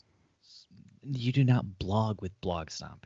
You're using Blogstomp to like crush your photos for your blog. What do you blog with? What do I? Your website. What's it run on? WordPress. Thought maybe WordPress there was has a trick an there. iOS app. No, WordPress has an iOS app. That You there can was like some upload sort of them. third-party like thing that writes your blogs for you that I didn't know WordPress about. has an iOS app. Just do your blog posts via the iOS app. Done. And then you can use one of their plugins to crush your photos once they're up. What we really need is we need JPEG Mini to be on the iPad. Yeah, there. That's I'm the just third gonna app say I it. use. Boom. Wait, call what? them out. Yeah, JPEG Mini. Get your asses over to that iPad, baby. Mm. Next up, Phantom Have you Producer. tried editing Wait, on an iPad? Have you tried editing on an iPad, Steve? I've edited on iPhones. You're Babe, like it's team great. iPad. You're team iPad right now, but you don't have one. I have 2 iPads. I just let my children use them to play Minecraft most of the time. That's how much you care about them. Yeah, that is how much I care about them. If the iPads had more Here we go, hard drive audience. This is space. the truth right now. We are If the getting the iPads truth had more mode. hard drive space, I would consider using them. So, real quick, tell Steve Jobs why things need internal hard drives and not cloud computing, cloud storage. Steve, Go ahead. if I may call you freehand, Jobs. You may not. You may not. I need more storage. Turtleneck. Call me turtle. You think your cloud storage is good. You think iCloud is good, and it's good. not. We use it's not Amazon good Cloud yet. Services. You should have bought Dropbox when you had the chance. You should have offered them more money, and you should have got that done, because Dropbox does a good job.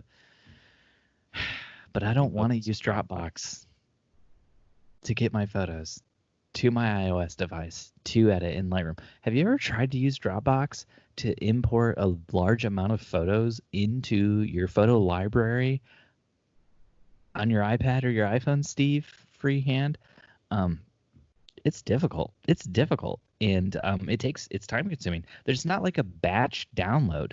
I don't know if you're aware of this or if your programmers are aware of this, but if this is a professional advice, we need more of a batch download.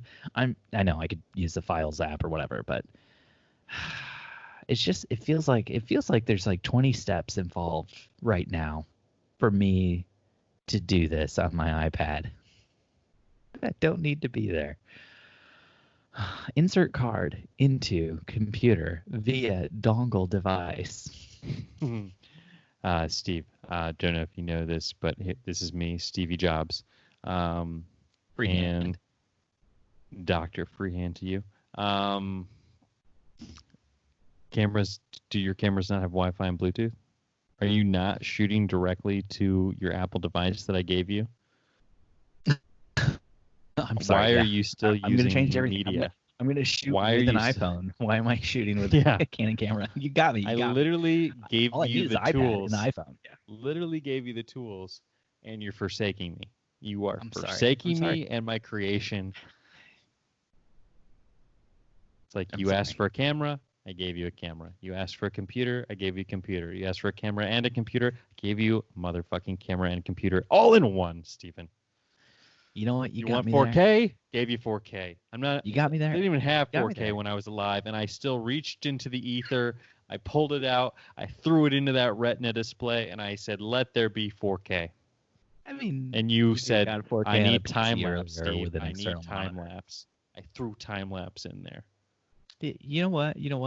Have you used a Microsoft Surface, Mr. Jobs? Because it's real easy to get your photos onto that.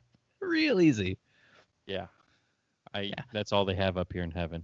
It's all they have. Microsoft Services.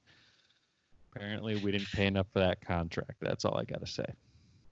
If you want to write in and tell us how our jokes about iPads not working well are completely wrong because it's super easy, you can send all those emails to info@dustinmckibben.com. That's the podcast's new email address.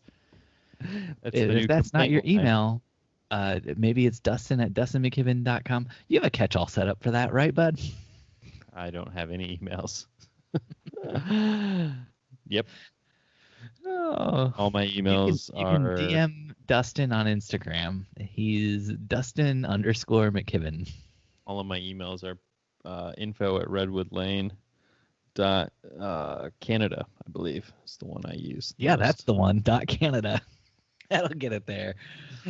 Don't be surprised if you never get a response. I'm just very, very busy. I don't care. But he'll be very sorry.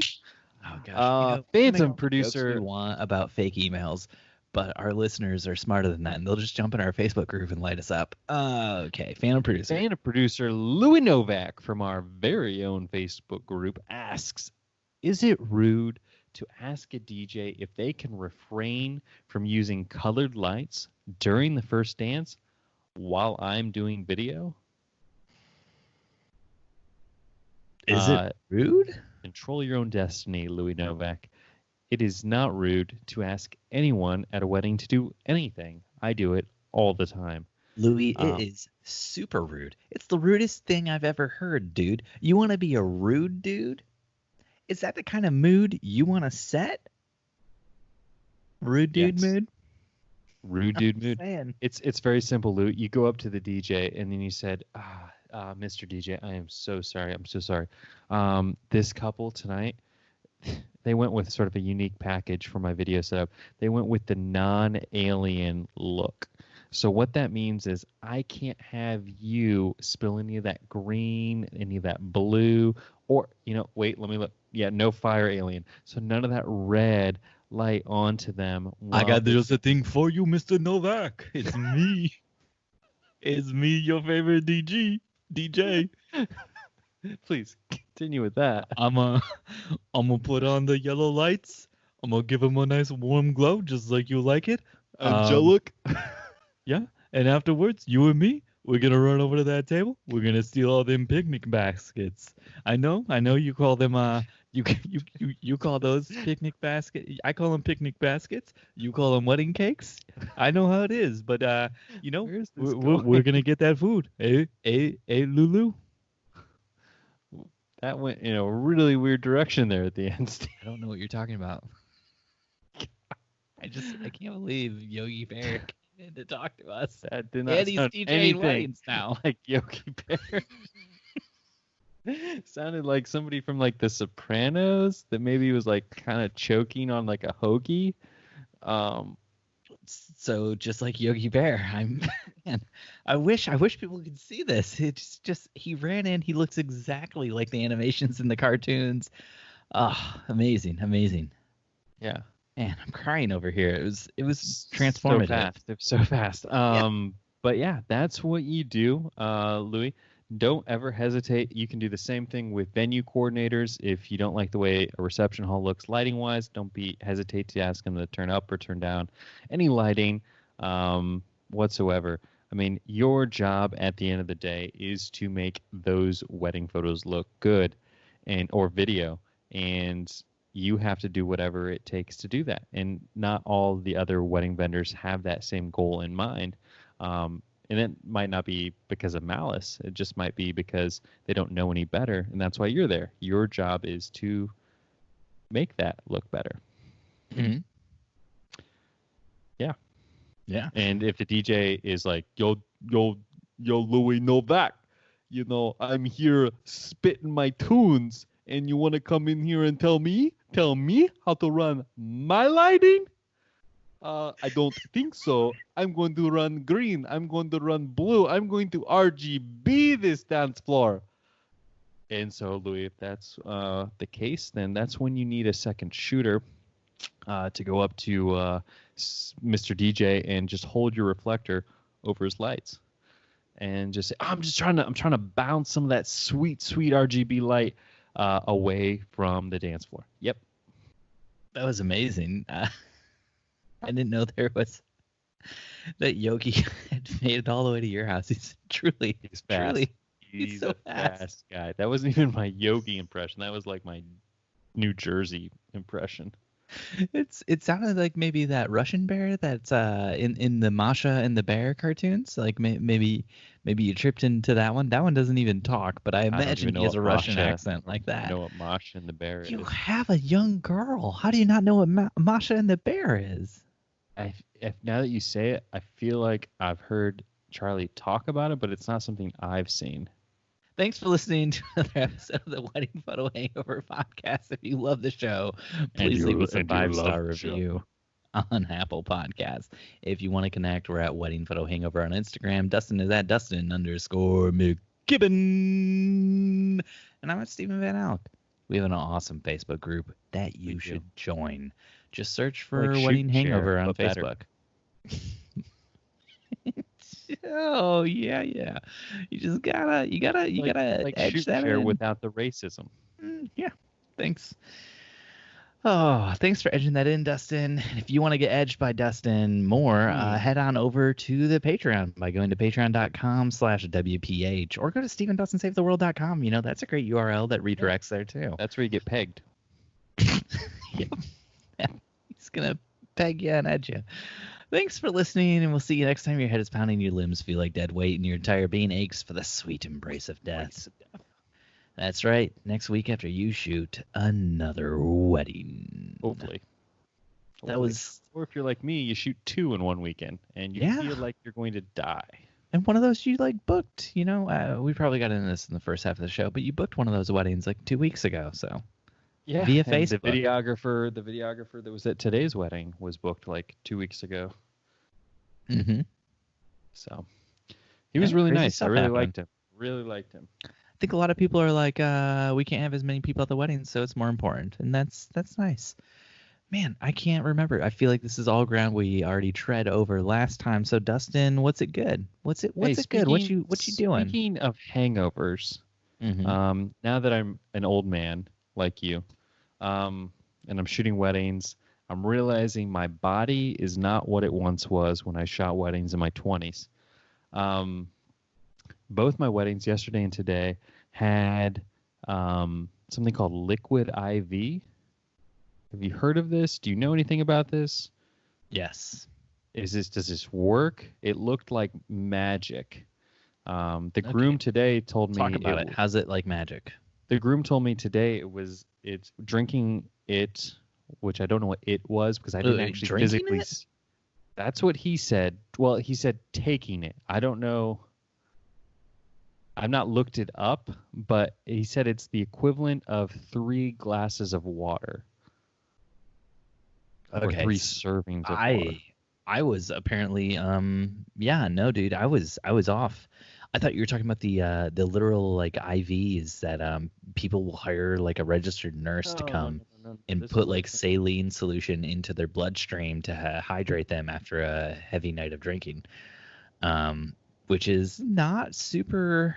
I mean, if it's a registered nurse, it might be legal, but I feel like that's not super legal. It's like a powder, almost like an energy powder type supplement.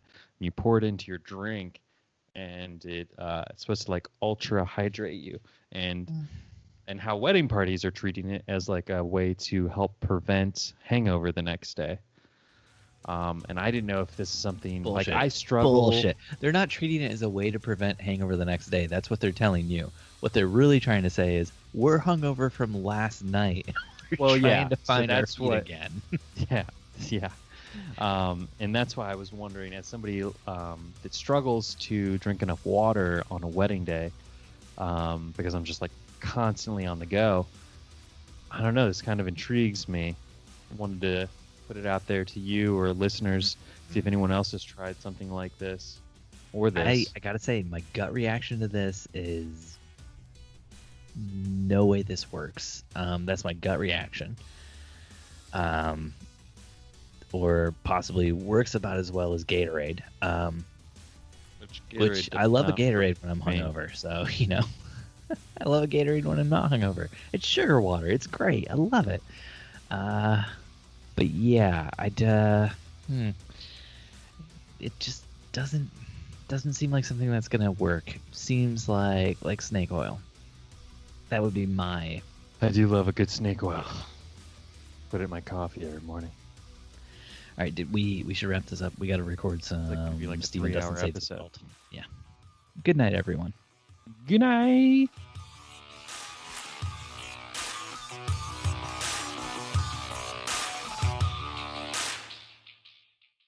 Wedding Photo Hangover was edited this week by Steve Van Elk of Bespoke Tone. Go to Bespoke Tone for all of your photo, video, and audio editing needs.